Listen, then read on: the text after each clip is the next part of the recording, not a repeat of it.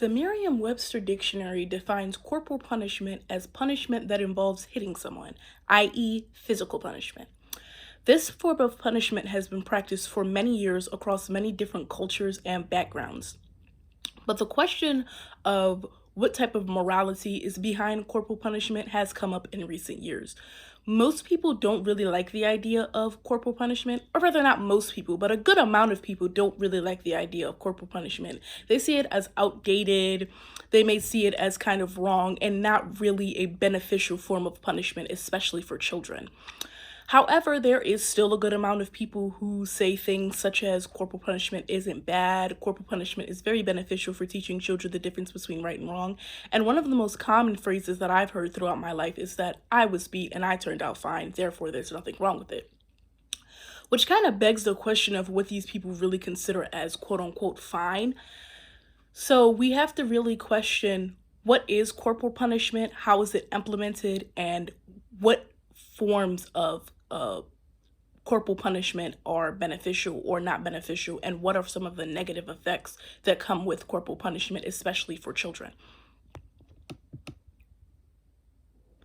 So, although corporal punishment such as spanking and beating and hitting has kind of disappeared from the school system since the 1960s, there are still many states in the United States of America that still practice corporal punishment. According to an article published by the NPR in 2016, a whopping 22 states still permit corporal punishment in public schools. These states are broken down into two different groups. You have people who permit it and those who simply don't have any writings in their law book that say that it's wrong.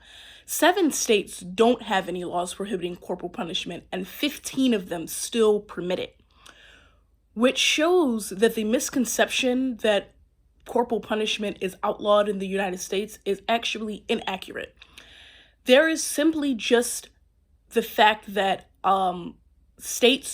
there are certain states who don't have it written down that they prohibit it. People may look at the previous statement and say, well, although corporal punishment is allowed in many schools, it's not like it's practiced because it's outdated. It's a very 1960s, 1950s type of practice that people don't really do in schools. However, this also isn't exactly true. Schools that can use corporal punishment in their schools definitely implemented. During the 2011 and 2000 school year, an estimated 163,000 students were subject to corporal punishment. That's a pretty large number, and it kind of dispels the idea that corporal punishment isn't practiced. Those who can use corporal punishment in their schools implement it.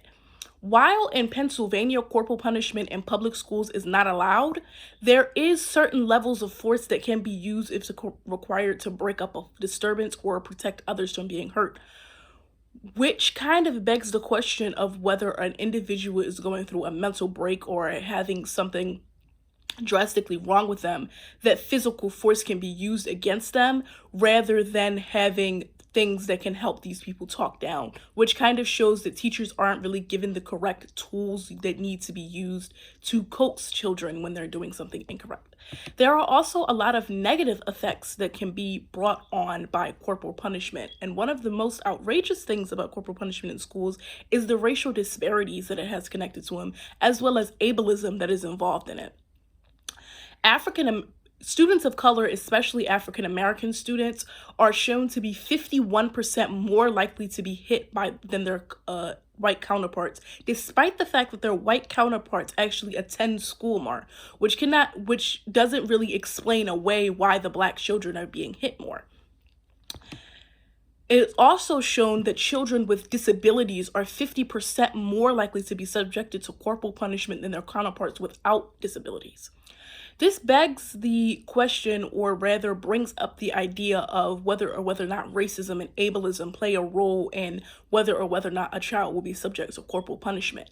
If a teacher can use their racist bias as a way of disciplining their students, is it really a beneficial way of disciplining students? First Furthermore, if teachers aren't given the correct tools they need to use with children with disabilities such as ADHD, which is not really a disability, but rather disorder, but disabilities such as bipolar or autism, if they're not given the correct tools that need to be used to deal with these children and their outbursts, and they simply use corporal punishment, isn't that just a way to get away from dealing with the child at hand? In conclusion, there is a large misconception across Americans that corporal punishment is outdated or outlawed or simply not used anymore. However, multiple studies have shown that corporal punishment is most certainly still allowed in schools and still implemented.